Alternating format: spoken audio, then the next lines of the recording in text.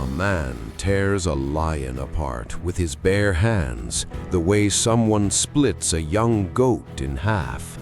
The same man carries the gates of an entire city on his shoulders, alone, and climbs to the top of a hill. 1,000 men fall before a single jawbone of a donkey.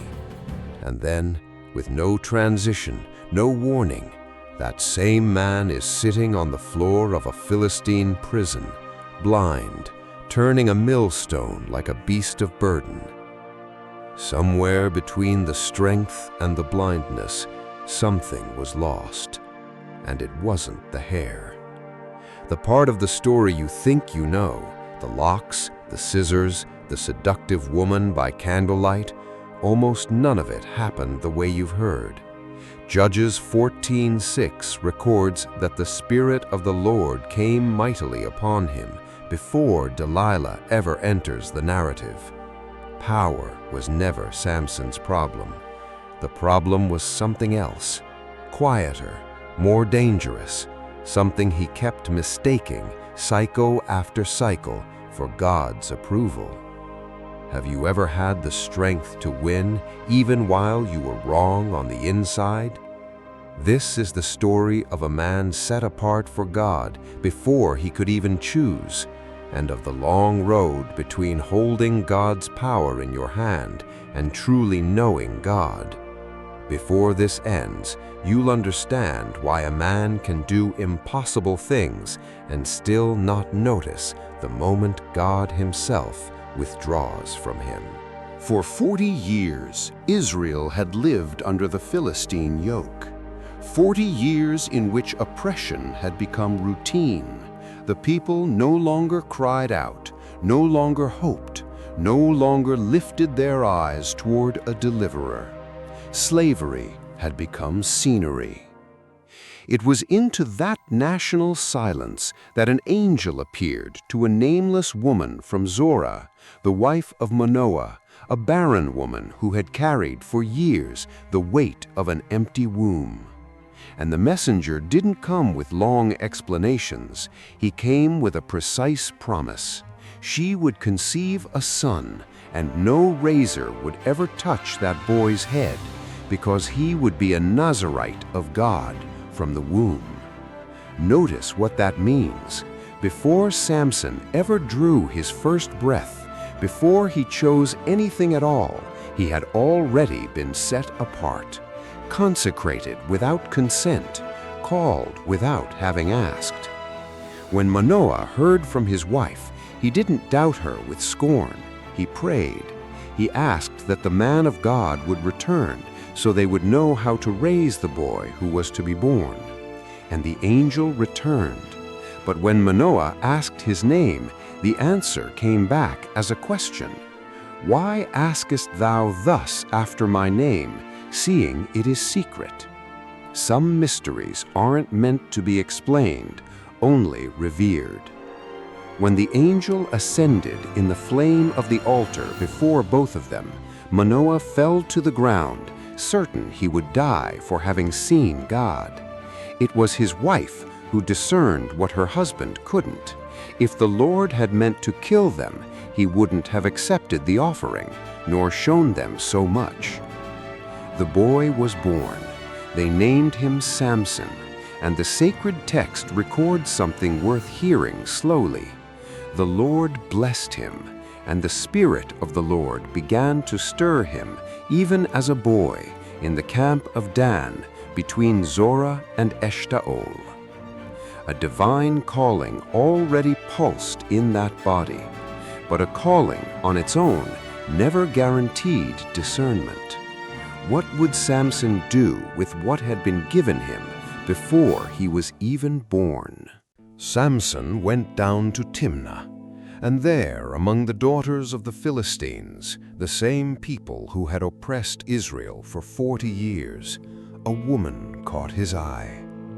He went up, came to his father and mother, and didn't ask for counsel. He declared, "Get her for me as my wife." His father hesitated. His mother hesitated. Wasn't there a woman among their own people, among their own kin? And Samson answered with a line that would define the rest of his life. "Get her for me, for she pleases me well."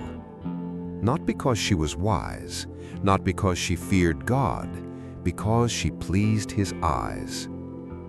The sacred text, however, revealed something Samson's parents couldn't see in that moment. It was of the Lord, who was seeking an occasion against the Philistines. God would use even a man's misplaced desire to accomplish a greater purpose. But that didn't make the desire itself any safer.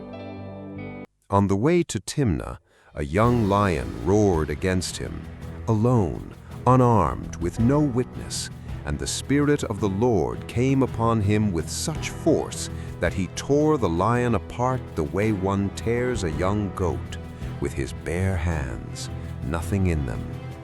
He told no one, not his father, not his mother. Days later, returning to get the woman, he turned aside to look at the carcass of the animal. There was a swarm of bees in it, and honey. He ate, gave some to his parents, and once again kept secret where the honey had come from. Notice the pattern beginning to form: supernatural strength, deliberate silence, a secret locked away.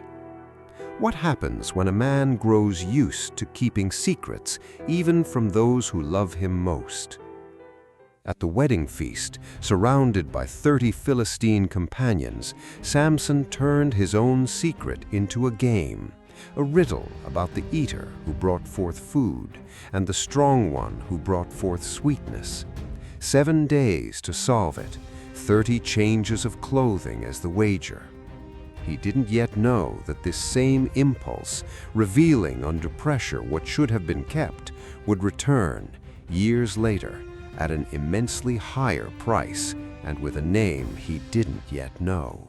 3 days passed, and no one could solve the riddle.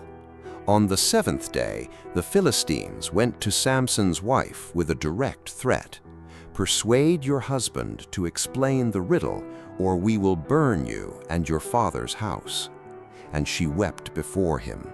She said he only despised her, that he didn't love her. After all, he had given her people a riddle he wouldn't even trust to her. Samson resisted.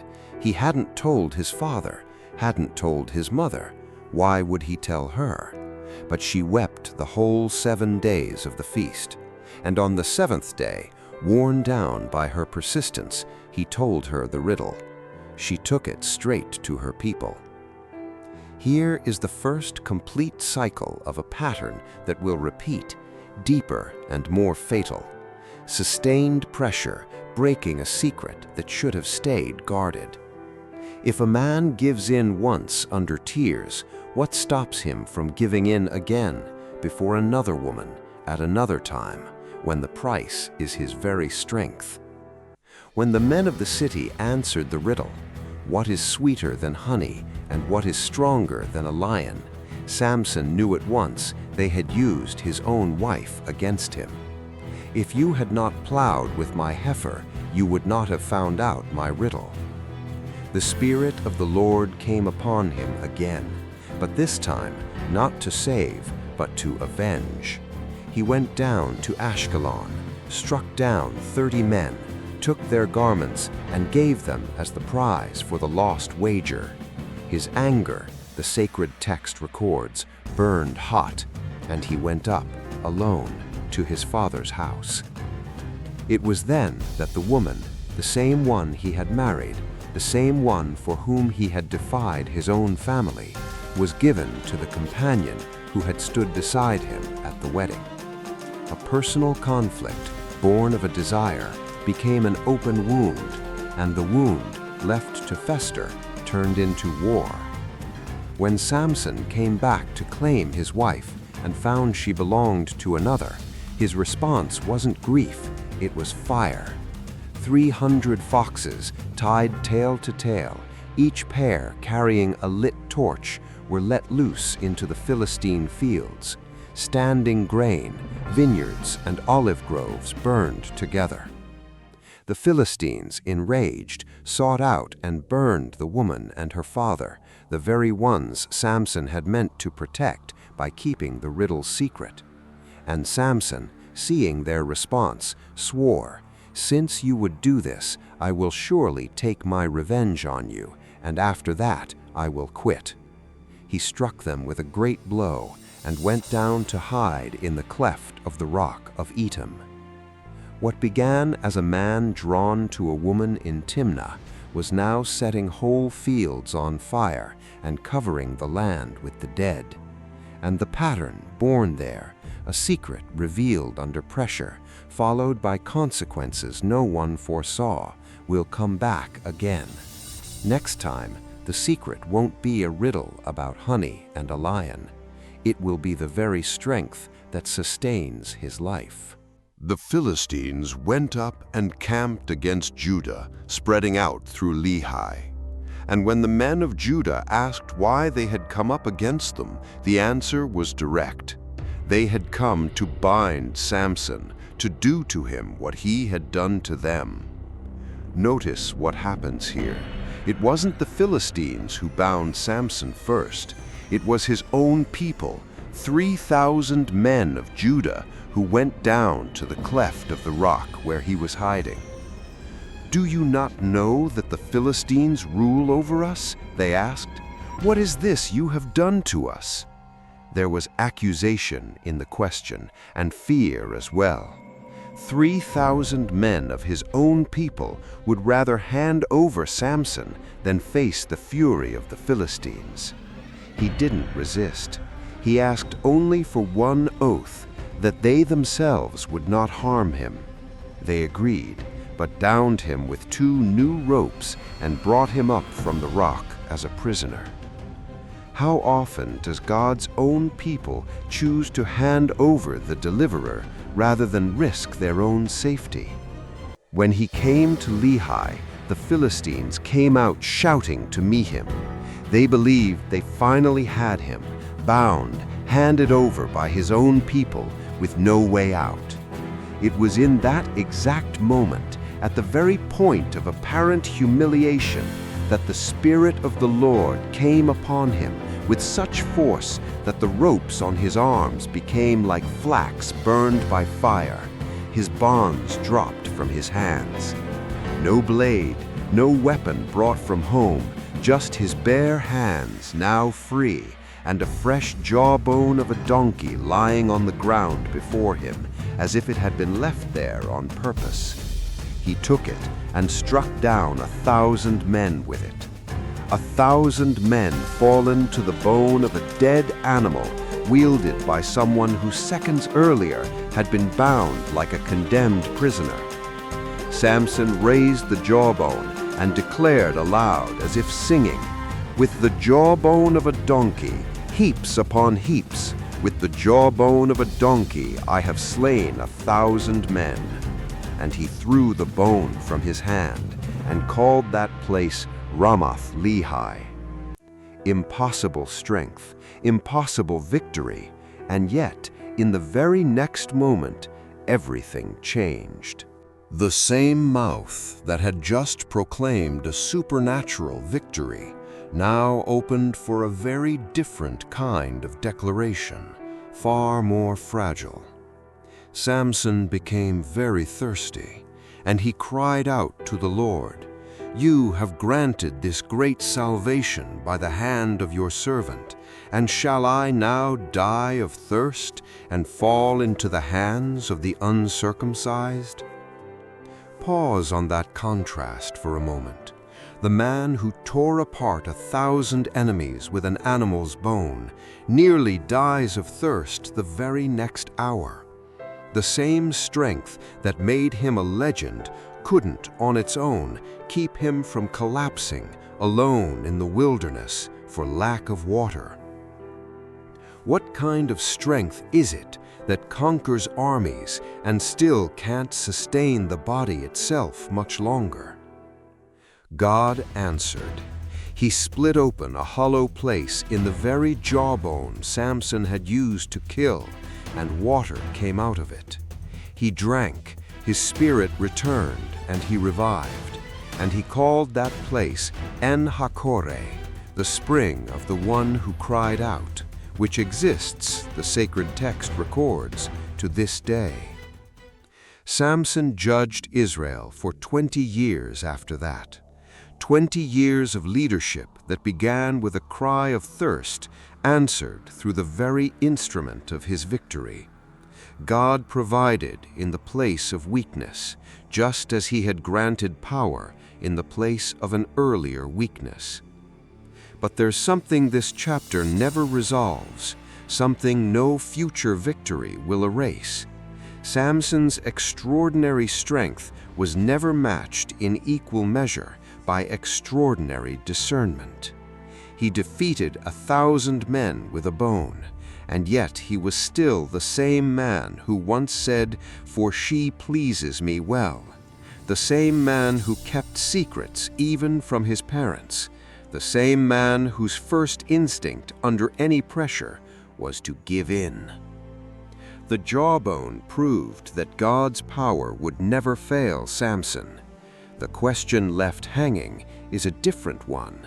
Would Samson ever come to see the difference between having that power and truly knowing the God who granted it? Before Delilah, there was Gaza. Samson went into the Philistine city and saw a prostitute there and went into her. The people of Gaza found out and surrounded the place all night with spies posted at the gate, waiting only for morning to kill him. They believed they finally had him cornered, asleep, defenseless inside their own enemy walls. At midnight, Samson got up. He went to the city gate, tore the whole thing loose along with its posts and bar, put it all on his shoulders, and carried it up to the top of the hill facing Hebron. A man carrying the gates of an enemy city on his shoulders looks from the outside absolutely indestructible. But notice what keeps repeating quietly behind the strength. The same appetite that had led him to Timnah was now leading him to Gaza. The strength kept growing. The discernment did not. It was after this that he fell in love with a woman from the valley of Sorek named Delilah. The Philistine rulers came to her with a direct proposal: find out what made this man's strength so extraordinary and how they could overpower him, and each of them would give her 1,100 pieces of silver. This was no longer a riddle at a wedding feast. It was a hunt paid in silver against Samson's very life. Delilah asked, and here begins the longest and most painful dance of lies and half-truths in Samson's whole story. First time, he told her that 7 fresh bowstrings, not yet dried, would weaken him. She tied him with them, and when she shouted, "The Philistines are upon you, Samson," he snapped the bowstrings, the way a strand of yarn snaps at the touch of fire. Second time, new ropes, never used. She bound him, and again he tore them from his arms like a mere thread. Third time, the 7 locks of his hair woven into the fabric on the loom. She did exactly that while he slept, and when he woke, he pulled up the pin and the whole loom as if nothing had held him at all. 3 times she asked, 3 times he lied, 3 times the Philistines hid in the room next door, waiting for the moment to seize him, and 3 times they came away empty-handed. Ask yourself, why would a man keep going back to the same woman after knowing with total certainty that she had already handed him over to his enemies 3 times? Delilah made no secret of her irritation. She told him he was mocking her, telling her lies, and then she used the sharpest weapon of all. No longer a question, but an accusation. How can you say, "I love you," when your heart is not with me? She pressed him daily with her words, until the sacred text records plainly, his soul was vexed to death. It was then, under that daily, unrelenting weight, that Samson did what he had never done with his father, nor his mother, nor his first wife. He told her his whole heart. He said that no razor had ever touched his head, because he had been a Nazirite of God from the womb, and that if he were shaven, his strength would leave him, and he would become like any other man. Delilah realized this time that he had finally told her the truth. She sent word to the Philistine rulers, and they came bringing the promised silver. She had him fall asleep on her lap. She called a man who shaved off the 7 locks of Samson's hair while he slept, and his strength left him. "The Philistines are upon you, Samson," she said, as she had before. And he woke from his sleep and said, "I will go out as before and shake myself free." He still believed in his own strength. He still expected the same outcome as the 3 times before. The bowstrings snapped, the ropes torn apart, the loom pulled loose. He got up just as he always had, but this time was different. The sacred text doesn't explain the moment with long emotional description. It says only one line, short, final, terrible. He did not know that the Lord had left him. It wasn't the hair that held the power. The hair was only the visible sign of a vow, a consecration Samson had been breaking layer by layer long before that night. Contact with a corpse, even if by chance. Intimacy sought time after time with women outside the people of God, in Timnah, in Gaza, in the valley of Sorek. Each of those choices had already, quietly, widened the distance between him and the God who had set him apart from the womb. Delilah only cut what was left visible of a vow that had already been broken on the inside for a long time. What difference is there between holding God's power in your hand and having God's presence in your life? And how does a man discover too late that he lost the second without ever noticing? The Philistines seized him. They gouged out his eyes. They took him down to Gaza, bound with 2 bronze chains, and set him to grinding grain in the prison. The man who had once carried that very city's gates on his shoulders, now reduced to the labor of a blind animal. And there, in the darkness of the cell, something began to happen that no one noticed right away. The hair of his head began to grow again, just as it had after it was shaved. The Philistine rulers gathered to offer a great sacrifice to their god Dagon. It was a feast day, a day of public celebration. "Our God," they said, "has given our enemy into our hands."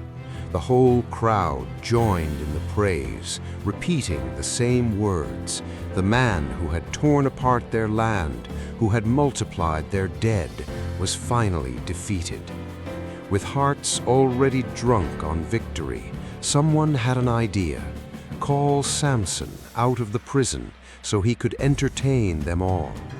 They brought him out and stood him between the central pillars of the building, while about 3,000 men and women watched from the roof, and all the Philistine rulers watched from inside.